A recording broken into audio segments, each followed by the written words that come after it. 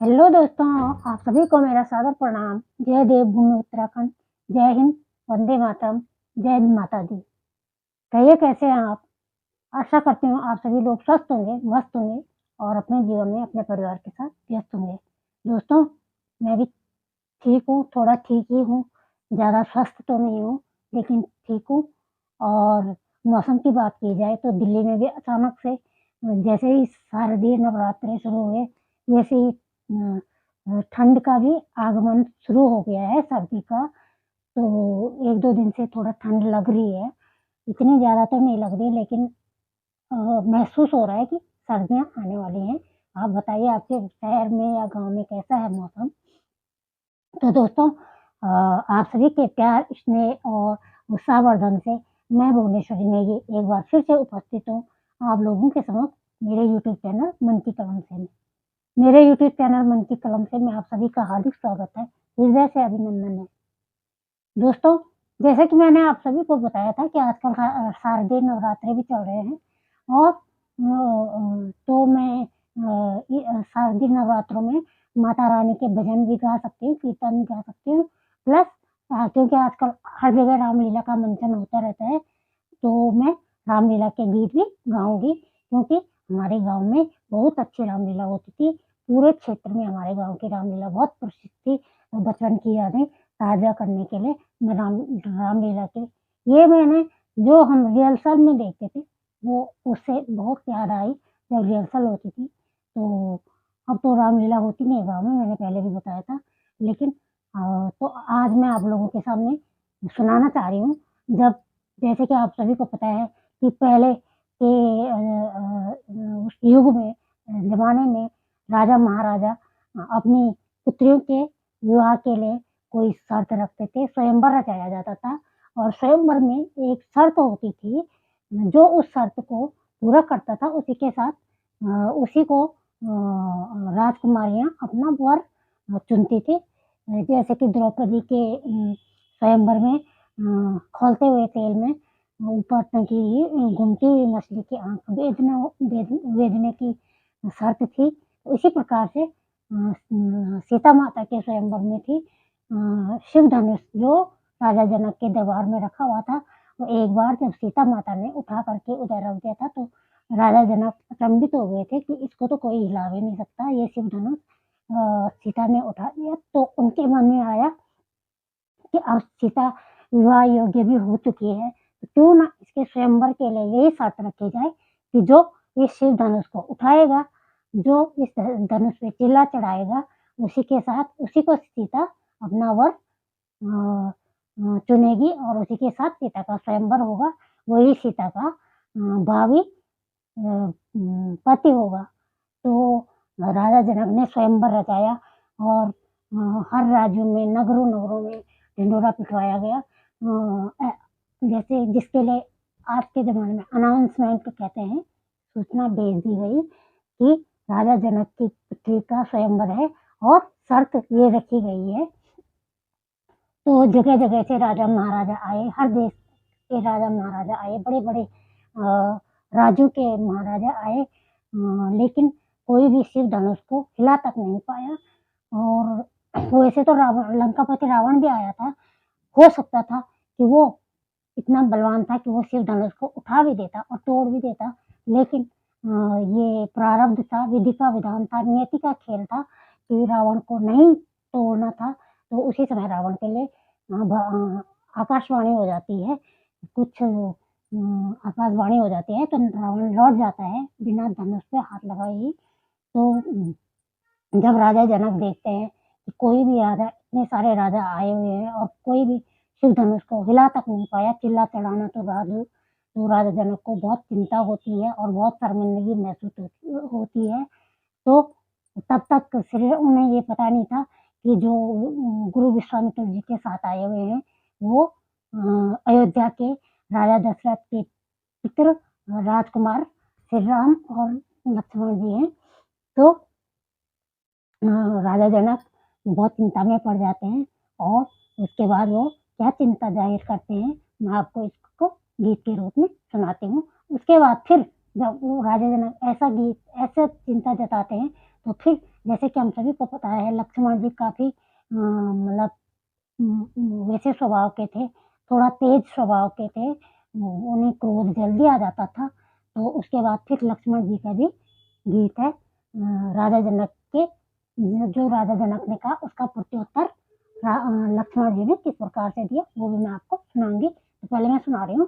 राजा जनक जब अफ़सोस है उनको कि कोई सिर्फ धनुष नहीं उठा पाया और अब सीता कुँवारी ही रह जाएगी और ये एक राजा के लिए बहुत बड़ा अपमान का विषय होता था कि उनकी जो शर्त है, उनकी पुत्री की शर्त है स्वयंवर की वो कोई पूरा न कर पाए। तो चलिए राजा जनक क्या बोलते हैं।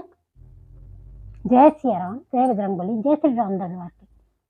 राजा जनक कहते हैं हाय अफ़सोस दुनिया में कोई बसर, हाय अफ़सोस दुनिया में कोई बसर, अब बहादुर मुझे नजर आता नहीं, अब बहादुर कोई नजर आता नहीं, हाय अफ़सोस दुनिया में कोई बसर, हाय अफ़सोस दुनिया में कोई बसर, अब बहादुर नजर कोई आता नहीं, अब बहादुर नजर कोई आता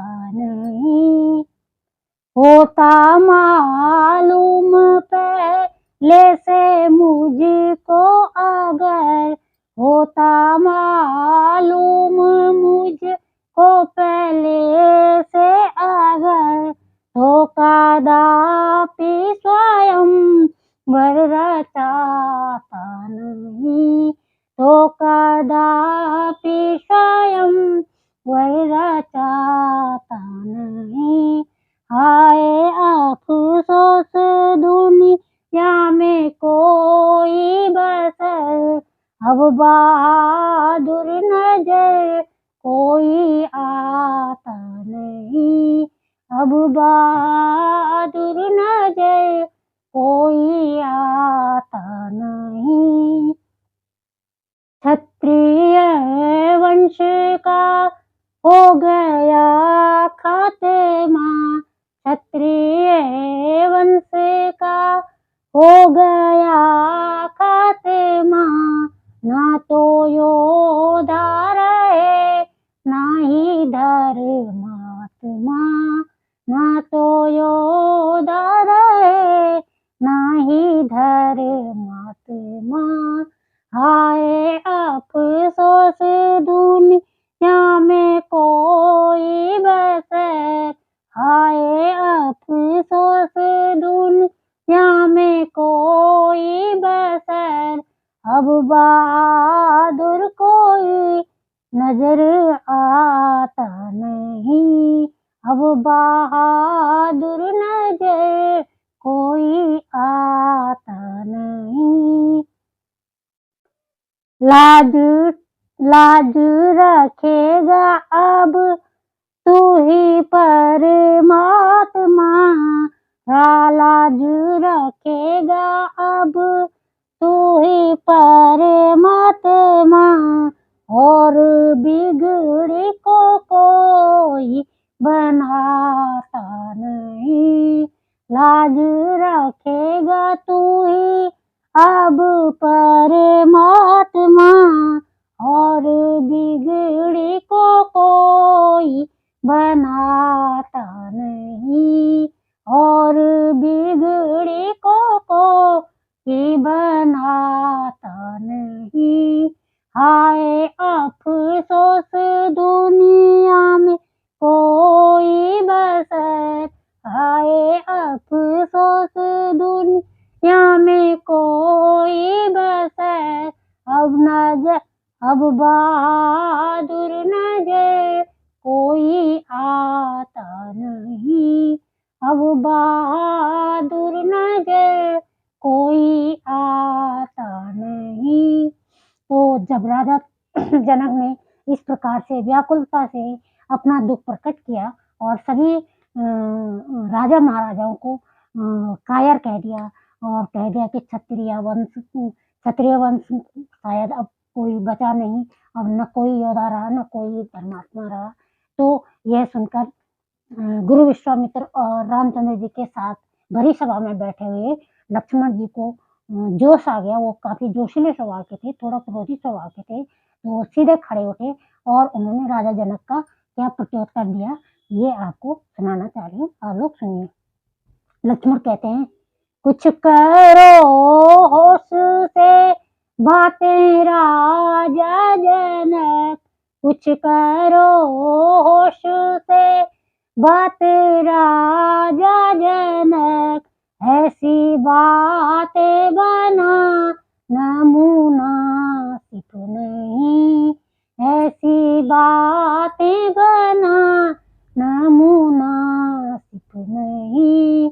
कुछ करो होश से बातें राजा जनक, कुछ करो होश से बात राजा जनक, ऐसी बातें बना न मुनासिब नहीं, ऐसी बातें बना न मुनासिब नहीं।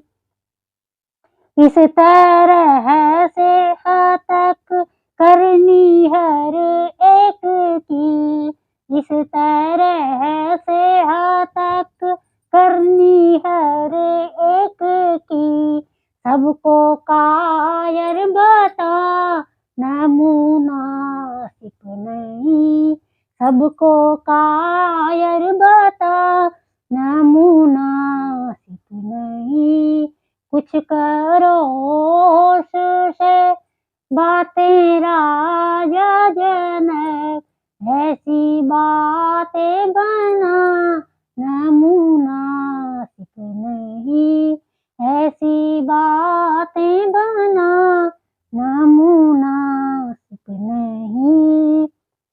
क्षत्रिय वंश का हो गया खात्मा, क्षत्रिय वंश का हो गया खात्मा, ये जुबां पर भिला न मुनासिब नहीं, ये जुबां पर भिला न मुनासिब नहीं। कुछ करो होश से बात राजा जनक, कुछ करो होश से बातें राजा जनक, ऐसी बातें बना न मुनासिब नहीं, ऐसी बातें बना न मुनासिब नहीं। कर लिया फैसला घर में ही बैठे कर लिया फैसला घर में ही बैठे कर, ऐसी शेखी जाता न मुनासिब नहीं, ऐसी शेखी जाता न मुनासिब नहीं। कुछ करो होश से बातें राजा जनक, कुछ करो होश से बातें राजा जनक, ऐसी बातें बना न मुनासिब नहीं, ऐसी बातें बना न मुनासिब नहीं। यदि इनसे नहीं उठ सका ये धनुष, यदि इनसे नहीं उठ सका ये धनुष, एक ही लाठी से हो ऐसी आफत मचा न मुनासिब नहीं, ऐसी आफत मचा न मुनासिब नहीं। कुछ करो होश से बातें राजा जनक, ऐसी बातें बना नामुनासिब नहीं।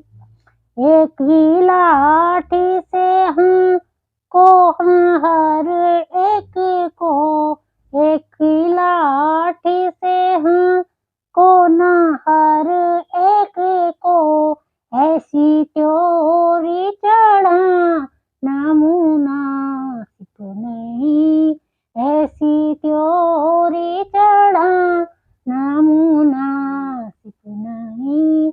कुछ करो होश से बात राजा जनक, कुछ करो होश से बात राजा जनक, ऐसी बातें बना नामुनासिब नहीं, ऐसी बातें बना नामुनासिब नहीं।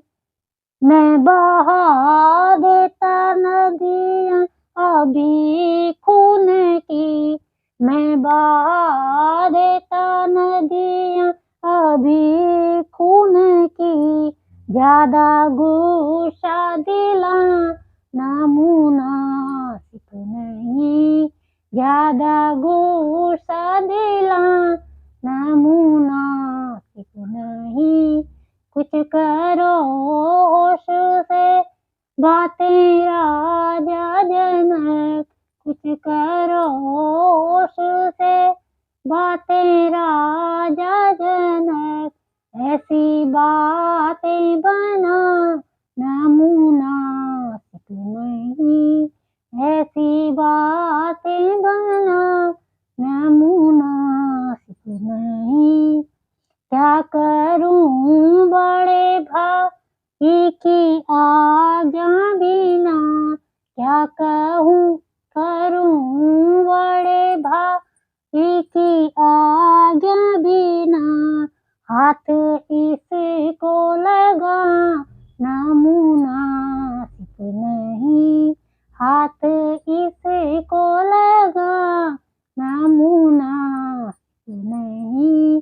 कुछ करो होश से बात राजा जनक, कुछ करो होश से बात राजा जनक, ऐसी बातें बना नामुनासिब नहीं, ऐसी बातें बना नामुनासिब नहीं। तो दोस्तों, इस तरह से राजा जनक और लक्ष्मण की ऐसी कहा सुनी हुई, मतलब आव-ताव में, क्रोध में लक्ष्मण जी भी ये भूल गए कि मैं छोटा हूँ, और वो भी ताव में आकर जोश में आकर कुछ भी बोल गए राजा जनक को। और तो उसके बाद तो आप सभी को पता है कि फिर श्री रामचंद्र जी ने अपने गुरु से आज्ञा लेकर और शिव धनुष को तोड़ा और सीता के साथ उनका स्वयंवर हुआ। आगे की कहानी तो आप सभी को पता है। तो आशा करती हूँ आप सभी को ये संवाद अच्छा लगा होगा, राजा जनक और लक्ष्मण जी का। और इसमें एक पिता की चिंता भी आप लोगों को नज़र आई होगी कि बेटी के ब्याह के लिए, जबकि सीता माता उतनी बड़ी राजकुमारी थी, उनकी इकलौती पुत्री थी, फिर भी एक पिता को चिंता रहती है अपने पिता की, अपनी बेटी के ब्याह की। वो भी हमें इसमें देखने को मिलता है। और तो आशा करते हैं आप लोगों को पसंद आया होगा। जैसे कि मैंने कहा है कि नवरात्रों में मैं कभी माता रानी के भजन सुनाऊँगी और कभी रामलीला के गीत, और रामलीला का मैं कोई सा भी गीत सुना सकती हूँ। मैंने सारे गीत सुनाने के लिए पहले ही बोला है कि मैं सारे नहीं सुनाऊँगी, और तो कभी भी कोई भी सुना सकती हूँ। यदि आपको आज का ये राजा जनक और लक्ष्मण जी का ये संवाद पसंद आया है, तो आप लोग वीडियो पे एक लाइक और कमेंट करना ना भूलिएगा। अपनी प्रतिक्रिया ज़रूर दीजिएगा। और अगर इसमें से कोई गलती है, कहीं पे मैंने कुछ गलत कहा है या उच्चारण गलत हुआ है, तो आशा करती हूँ आप लोग मुझे कमेंट में ज़रूर बताएँगे। और बाकी जिन लोगों ने मेरा चैनल सब्सक्राइब कर दिया है, उनके लिए तो हमेशा मैं कहती हूँ हृदय से आभार, दिल से धन्यवाद। लेकिन जिन्होंने मेरा चैनल सब्सक्राइब नहीं किया है, मुझे देखते हैं लेकिन अभी तक मेरा चैनल सब्सक्राइब नहीं किया है, तो प्लीज़ आप चैनल को सब्सक्राइब कीजिए।